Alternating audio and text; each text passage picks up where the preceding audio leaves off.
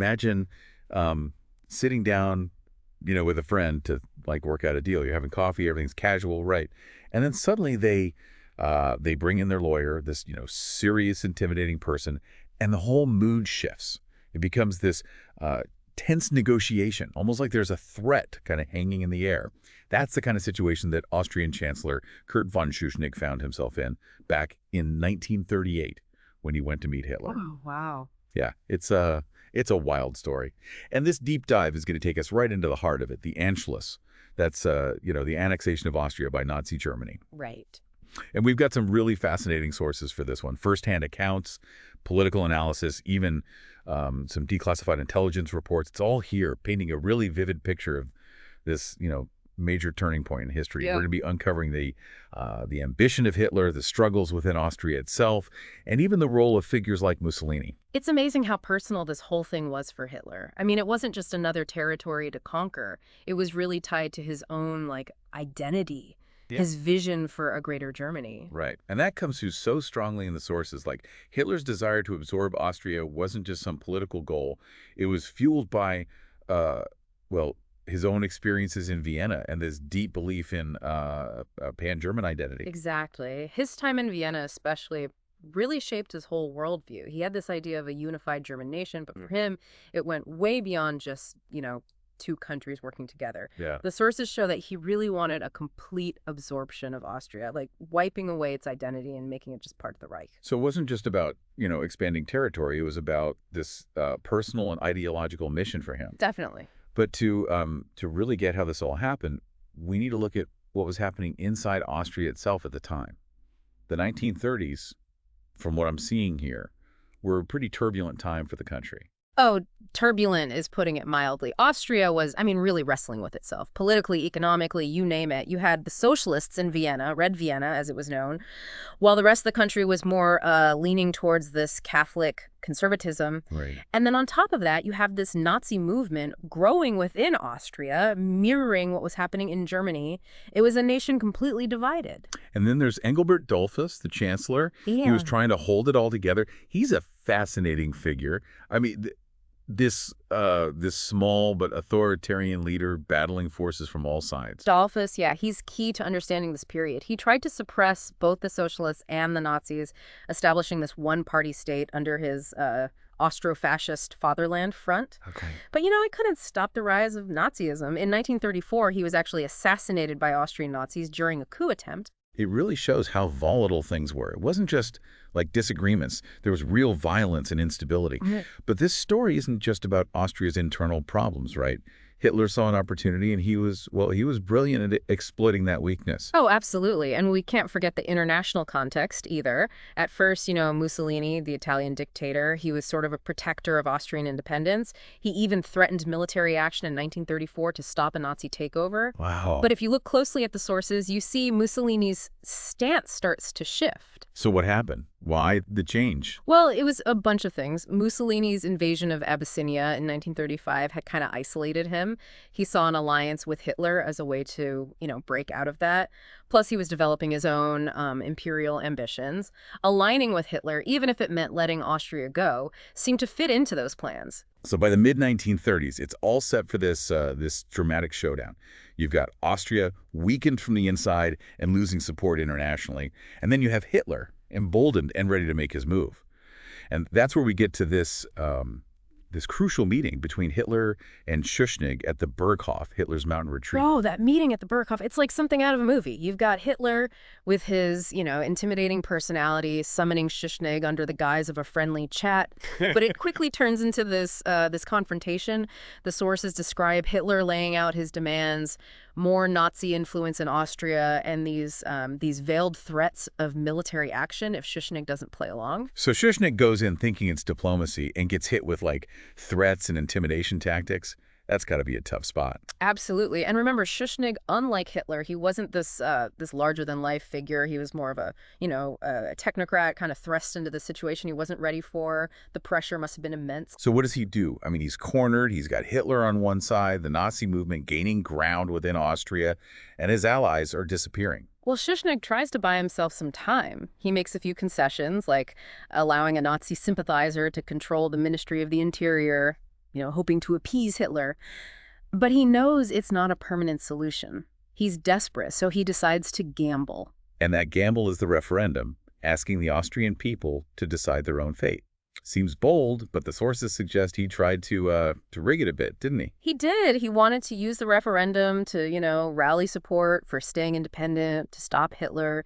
But he was also very aware of the Nazi sentiment in Austria. So he worded the referendum question to favor independence.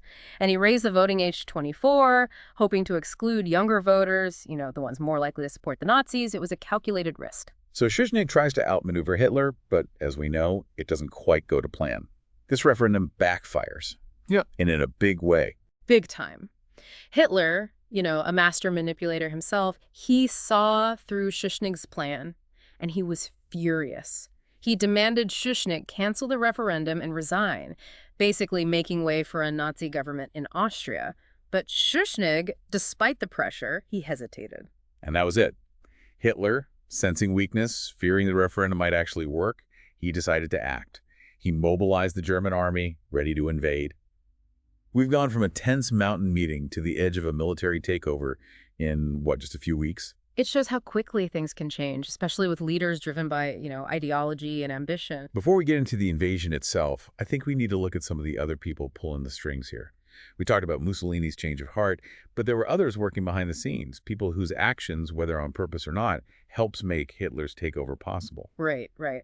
And one of those figures is Franz von Papen, the German ambassador to Austria. He's a complicated character, someone with a long history with Hitler. Yeah, the sources paint him as both a skilled political player, but also someone who might have underestimated how ruthless Hitler could be. Oh, absolutely. Von Papen had actually helped Hitler become Chancellor of Germany back in 1933. He was a conservative, a monarchist, and he thought he could control Hitler, use him to, restore the monarchy, but he really misjudged Hitler's ambitions. And with the Anschluss, it seems like von Papen played a key role in setting up that meeting at the Berghof. That's right. He made it seem like a chance for dialogue and reconciliation with Schuschnigg, but it was a trap. Von Papen's actions, whether intentional or not, helped set the stage for the annexation. And then you have Hermann Goering, Hitler's right-hand man, head of Luftwaffe. He's another big figure in all this. Seems like he was constantly working on Mussolini, trying to convince him to abandon Austria. Oh, Goering was a master of persuasion, a real political operator. The sources describe him constantly nudging Mussolini, showing him maps with Austria already part of Germany, appealing to his sense of power. He also seems to have pressured Schuschnigg to resign, using his influence to, orchestrate the final collapse of the Austrian government. Exactly. Goering delivered that final ultimatum to Schuschnigg, demanding his resignation and threatening immediate invasion. He was a major player in this whole political drama. So you've got all these different people, each with their own motivations, operating within this web of events.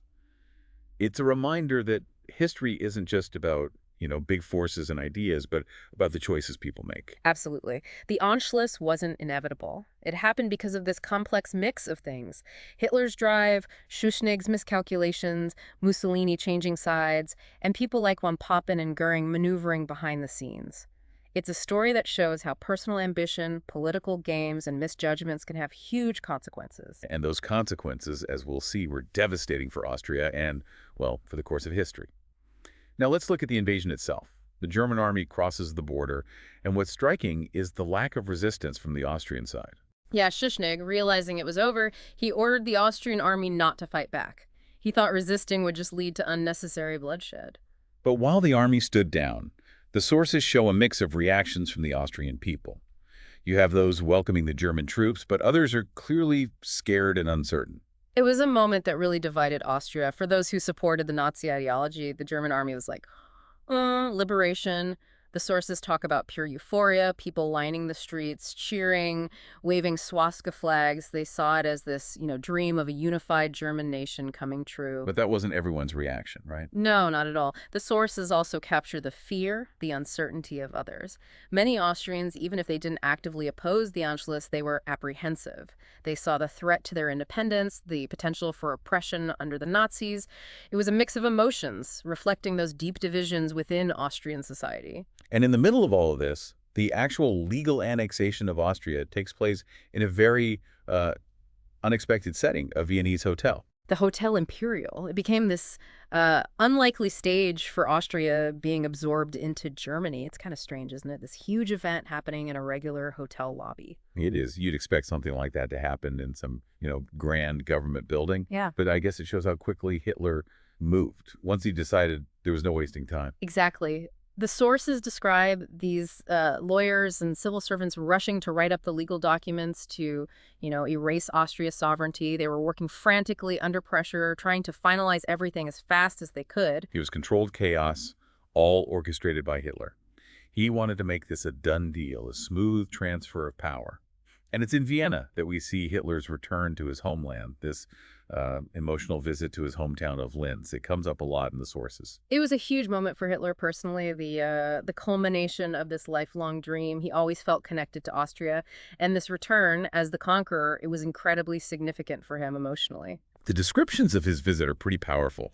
They say he was visibly moved, tears in his eyes, as he addressed these huge cheering crowds. Yeah. But even in all this celebration, you can see hints of what's to come for Austrians under Nazi rule, especially for the Jewish population. Yes, the annexation might have been celebrated by some, but for others, it was the beginning of something very dark. And as we continue our deep dive, we'll explore those darker consequences.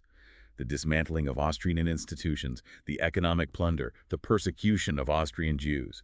We'll see how the initial excitement of the Anschluss faded, revealing the true cost of this forced union. The impact of the Anschluss, it went way beyond just Austria. It really shook things up across Europe, kind of shattered that fragile peace that had, been established after World War I. So it wasn't just an Austrian issue, it had these international consequences. Oh, absolutely. By taking Austria, Hitler basically ignored the Treaty of Versailles. The one that specifically said no union between Germany and Austria. It was straight up aggression, a challenge to, the whole world order. That's a big deal. I can see why the other European powers would be worried, especially those who were, trying to keep Germany in check. If Hitler was willing to just break a treaty like that, what's to stop him from taking more land? Exactly. The Anschluss made people seriously question Hitler's intentions. It became clear that, appeasement wasn't working. His goals were a real threat to Europe's stability. It was a wake-up call. It makes you wonder, what if the world had reacted more strongly to the Anschluss?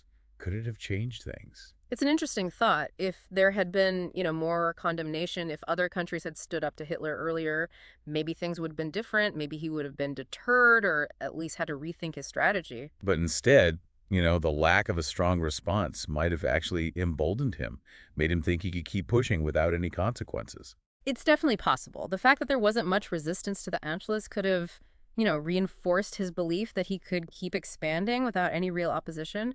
It's a chilling thought. It's a reminder that inaction, appeasement, it can have dangerous consequences. Standing up to tyranny, even when it's hard, is really important. Oh, for sure. The Anschluss is a stark reminder that we can't ignore aggression. Collective action, it's crucial when peace and freedom are threatened. So the Anschluss was this pivotal moment, not just for Austria, but for, the whole world. It was a turning point in the rise of Nazi Germany and, in a way, set the stage for World War II. It also shows how complex historical narratives can be. On the surface, the Anschluss might seem like a simple story of, German aggression and Austria as the victim. And that's definitely part of it, as we've discussed. Yes, but like most historical events, there's more to it than that. We have to consider the divisions within Austria itself, the role of, individuals like von Papen and Goering, and that broader international context. The sources really emphasize those internal divisions within Austria. It feels like the country was struggling to find its place. It was. Austria in the 1930s, it was a nation trying to figure out its identity. They were dealing with competing ideologies, economic challenges. It was like fertile ground for extremism to take root. And within that, the Nazi message of, national unity and economic recovery, it resonated with some people. Absolutely. Not every Austrian was against the Anschluss. For some, it seemed like a solution to their problems, a way to achieve stability and prosperity. Of course, that narrative was heavily pushed by Nazi propaganda. They were really good at manipulating public opinion, both within Austria and internationally. Oh, they were masters at it. The Nazis were experts at creating a narrative that served their purposes. They presented the Anschluss as this joyous reunion of the German people, downplaying the coercion and violence involved. It's a reminder to always be critical of historical narratives, to look beyond the surface and try to understand all the factors at play. Definitely. The Anschluss is a perfect example of how historical events are rarely black and white. They're full of nuances and different perspectives. So what does all this mean for us today? Why should we care about something that happened, almost a century ago? That's a great question. The Anschluss, even though it's a distant event, it still holds important lessons for us. Like what? Well, for one thing, it reminds us of how dangerous nationalism can be, especially when it's used to, justify aggression and expansion. The Nazis used nationalistic feelings to legitimize what they were doing, saying the annexation of Austria was like fulfilling Germany's destiny. And it worked. That narrative was appealing to some Austrians who, felt a strong connection to Germany and were looking for solutions to their country's problems. Exactly. It's a cautionary tale about the power of nationalism, how it can be used to manipulate people and, justify harmful actions. The Anschluss also shows how important individual responsibility is. We've talked about how individuals like Hitler, von Papen, and Goering, shaped events. Their choices had consequences that went far beyond their own lives. Absolutely. It reminds us that history isn't just shaped by, these big impersonal forces, but by the decisions of individuals. And those decisions can have huge consequences, good or bad. That's a powerful message. Mm. The Anschluss shows that individuals can actually influence the course of history, and that we all have a responsibility to use our voices and actions to, promote peace, justice, and human dignity. I couldn't agree more. The lessons of the Anschluss are timeless. The fragility of peace, the dangers of unchecked ambition, and how important it is to stand up for what's right. We started this deep dive talking about how personal the Anschluss was for Hitler. How it was like a dream come true for him, the culmination of his beliefs and ambitions. And it's striking how that personal aspect played out in his actions.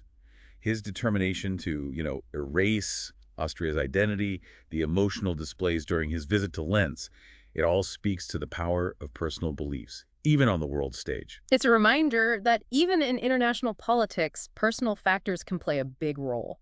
Hitler's connection to Austria fueled his actions, and those actions had devastating consequences for millions of people. It's a sobering thought. It really highlights the importance of understanding the motivations and beliefs of those in power. And it shows how important it is to understand history from multiple perspectives. We can't just look at the Anschluss through the lens of German aggression. Exactly. We need to consider the viewpoints of the Austrian people, both those who supported the Anschluss and those who opposed it. And we need to understand the bigger picture, the role of other nations, and all the events that led to this moment. The Anschluss is a complex event with many layers, and there's still so much to learn from it. It's a story that challenges us to confront, some uncomfortable truths about human nature and what shapes history. It's a reminder of the importance of vigilance, of standing up for what's right and learning from the past. So we've covered the events leading up to the Anschluss, the invasion itself, and the consequences for Austria and the world. We've explored the personal dimension for Hitler, the role of key players, and the implications for Europe. It's been a deep dive into this pivotal moment in history, a story that's still relevant today. And in the final part of our exploration, we'll look even closer at the consequences of the Anschluss, examining the devastating impact it had on the Jewish community and how it set the stage for the horrors of World War II. Okay, so we've talked about all the political maneuvering and the impact the Anschluss had, globally. But now I think we need to really look at the human cost, especially for the Jewish people in Austria. Yeah, it's a really tragic part of the story, and one that, foreshadows the horrors that were to come with the Holocaust. The sources we have, they paint this really bleak picture. This wasn't just discrimination. It was this systematic and brutal campaign of persecution. Exactly. The Anschluss, it was a real turning point for how the Nazis treated Jews. Before the annexation, Austrian Jews, while they did face anti-Semitism, they had achieved a certain level of integration and success. Vienna, especially, it was a vibrant center for Jewish culture and intellectual life. Right. And then, overnight, their world is just completely upended. It's a story of, swift and brutal dispossession. The Nazis, with their fanatical ideology, they immediately started stripping Austrian Jews of their rights, their property, their dignity. Jewish businesses were seized, Aryanized, meaning they were taken away and given to non-Jewish owners, often for next to nothing. The sources are full of these personal accounts that are just heartbreaking. Families torn apart, livelihoods destroyed, this overwhelming sense of fear. It was a period of immense trauma.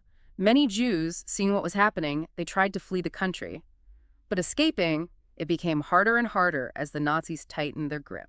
We talked earlier about those awful scenes of Jews being forced to scrub the streets, those public humiliations the Nazis orchestrated. It's hard to even grasp that level of dehumanization. Those incidents, they were deliberate. They were meant to, break the spirit of the Jewish community, to take away their dignity and make them outcasts. It was all part of this larger strategy of dehumanization, a way to pave the way for even worse things to come. And it's around this time that a truly chilling figure comes onto the scene. Adolf Eichmann, the man who would later be known as the architect of the Holocaust. Eichmann, yeah, he was rising through the ranks of the SS, known for his organizational skills and his ruthless efficiency. He was put in charge of, organizing the forced emigration of Jews from Austria. He set up an office in Vienna, basically streamlining the process of stripping Jews of their assets and forcing them out. It's just horrifying to read about his methods, his meticulous record-keeping, this cold, bureaucratic efficiency with which he carried out these atrocities. Eichmann, he was a true believer in the Nazi ideology. He saw forcing Jews out as this, crucial step towards achieving their ultimate goal, a Europe without Jews. His actions in Austria, they were a test run, a preview of what would happen later on a much larger scale during the Holocaust. So the Anschluss, it wasn't just a tragedy for Austria. It was this key step in the Nazis' plan for genocide. It really foreshadowed the systematic extermination that would soon engulf Europe. Absolutely. The methods they, developed and refined in Austria, they were later used with terrifying efficiency during the Holocaust. The Anschluss was pivotal, a warning sign of the horrors that were coming. So this deep dive, it's been a journey through a really dark part of history. We've seen how this seemingly isolated event, the annexation of Austria, had these huge ripple effects, not just for Austria, but for the world. It emboldened Hitler, weakened the other European powers, and basically set things in motion for World War II. It's a sobering reminder that inaction, appeasement, when faced with aggression, can lead to devastating results. It highlights the dangers of unchecked ambition and how fragile peace and democracy can be. But it's also a story about, individual choices and the power we each have to shape things. The actions of individuals, people like Hitler, Schuschnigg, von Papen, Goering, whether driven by ambition, ideology, or miscalculation, they had a profound impact on, millions of lives. The Anschluss is a story that challenges us to, face some uncomfortable truth about human nature and the forces at play in history. It's a reminder to be vigilant, to stand up for what's right, and to learn from the past. And as we wrap up this deep dive, I think the big question we have to ask ourselves is, what are the lessons of the Anschluss for us, today? We live in a world where, nationalism, intolerance, authoritarianism, they're all on the rise again. The Anschluss is this powerful reminder that we need to be vigilant in defending democratic values, in protecting human rights, and in resisting these simple solutions to complex problems. It's a call to action, to learn from history, to recognize the warning signs, and to stand up against injustice wherever we see it. Well put. The legacy of the Anschluss is that the choices we make today, they can have far-reaching consequences. We need to learn from those mistakes and work towards a world where, peace and human dignity are the norm. Thank you so much for guiding us through this complex and, challenging topic. Your insights have been really valuable in helping us understand this pivotal moment. My pleasure. And until next time, keep exploring, keep questioning, and keep learning. And to everyone listening, thanks for joining us on this deep dive. We hope you found it insightful and thought-provoking. Be sure to subscribe to The Deep Dive so you don't miss our future episodes where we unpack more of history's most fascinating events and, discover the lessons they hold for us today.